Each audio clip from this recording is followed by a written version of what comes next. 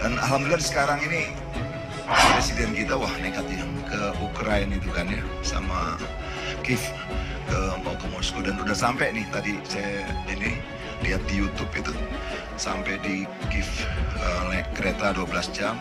Ya mudah-mudahan selamat lah, mudah-mudahan capai misinya perdamaian antara Ukraina dengan Rusia itu. Kalau lihat beritanya tuh serem banget ya. Mudah-mudahan nggak sampai di sini dan misi menyebar ke kemana-mana sehingga perdamaian sejati itu bisa terwujud. Kita perang masa lalu, terutama dengan diri sendiri dulu, baru bisa, insya Allah bisa berdamai dengan orang lain. Saudara, lawatan Presiden Joko Widodo atau Jokowi yang berniat membawa misi perdamaian ke Ukraina dan Rusia beberapa waktu lalu menjadi sorotan publik. Tak terkecuali musisi senior Iwan Fals. Pria yang bernama asli Virjiawan Listanto ini mengatakan langkah yang dilakukan Presiden Jokowi terbilang nekat.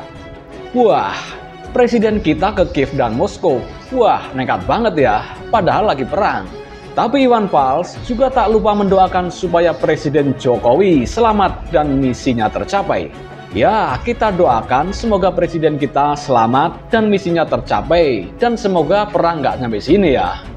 Seperti dilihat di kanal YouTube Mata Telinga dengan judul Jokowi Nekat ke Ukraina dan Rusia yang diunggah pada 29 Juni 2022.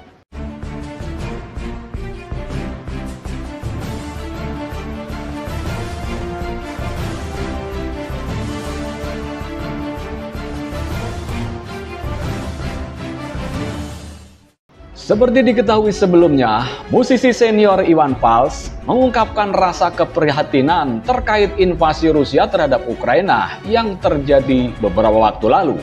Innalillahi, akhirnya Rusia serang Ukraina. Saya kira gosip doang, kata Iwan dalam unggahan di Twitter.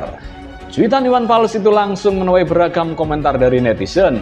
Beberapa di antaranya turut mengungkapkan keprihatinan, bahkan ada juga yang membalas dengan mengutip lirik lagu buatan Iwan Fals. Perang, perang lagi, tweet seorang netizen di kolom komentar. Puing berserakan di segenap penjuru, bekas pertempuran, bau amis darah, sisa asap misiu, sesak nafasku. Timpal akun lain mengutip lirik lagu Puing karya Iwan Fals. Berbagai pihak, dari mulai netizen Indonesia hingga akademisi politik internasional angkat bicara merespons lawatan Jokowi ke dua negara tersebut. Sebagian netizen Indonesia memuji langkah Jokowi yang dinilai proaktif mengamanatkan Undang-Undang Dasar Republik Indonesia tahun 1945 soal peran Republik Indonesia dalam perdamaian dunia.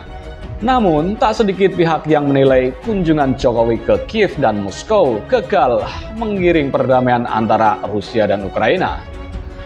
Menurut Profesor Hubungan Internasional dari Universitas Pelita Harapan, Alexius Jemadu, misi Jokowi ke Rusia dan Ukraina membuka pintu dialog bagi semua pihak. Ia mengatakan, sebagai presidensi G20 tahun ini, Indonesia memiliki tanggung jawab menjaga kekompakan seluruh anggota forum tersebut. Indonesia punya potensi untuk menjadi penengah yang bisa dipercaya kedua belah pihak. Tapi tampaknya Indonesia belum punya konsep yang komprehensif bagaimana penyelesaian konflik yang adil dan mengacu pada hukum internasional, kata dia. Senada dengan Alexius, Guru Besar Hukum Internasional Universitas Indonesia, Hikmahanto Juwana mengatakan peran Indonesia cukup besar dalam mengupayakan dialog antara Rusia dan Ukraina.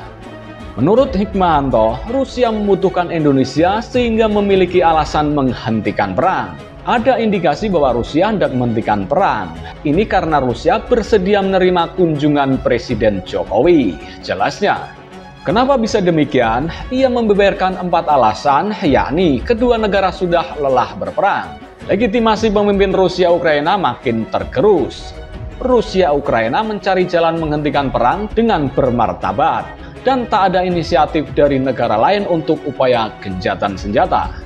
Sementara itu, pengamat politik internasional Universitas Indonesia, Yon Mahmudi, berpendapat agenda Jokowi jadi upaya untuk menjaga keseimbangan, termasuk demi kerjasama ekonomi hingga pertahanan. Indonesia tidak mau masuk antara pro-Rusia atau pro-Ukraina. Indonesia juga tidak mau mengorbankan kerjasama pertahanan dengan Rusia. Biar bagaimanapun, banyak alutsista kita yang berasal dari Rusia, ujar Yon. Sementara itu, setelah perang usai, Ukraina membangun monumen kemenangan bagi pemimpin dunia, termasuk Presiden Indonesia, Joko Widodo atau Jokowi, yang berkunjung ke negara itu saat perang berkecamuk. Duta Besar Ukraina di Jakarta, Vasil Hamiamin, mengatakan pemerintah telah membangun monumen tersebut sebagai apresiasi atas dukungan mereka terhadap Ukraina di dekat Kiev.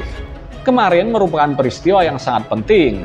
Kami mulai membangun monumen kemenangan di Kiev, kata Vasil dalam acara Stand for Freedom di Jakarta Pusat pada Rabu 24 Agustus 2022.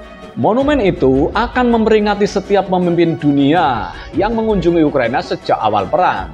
Jadi setiap pemimpin yang setuju namanya akan dibangun di monumen itu, kata dia. Ukraina mengirim terlebih dahulu undangan kepada pemimpin terkait agar namanya tercantum dalam monumen itu. Vasil mengatakan, ia telah mengirim proposal ke Kementerian Luar Negeri Indonesia.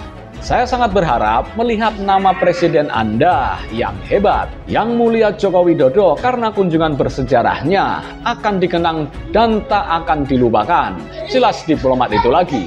Sejauh ini pemimpin yang namanya bersedia dibangun di monumen kemenangan itu adalah Presiden Polandia, Andrzej Duda.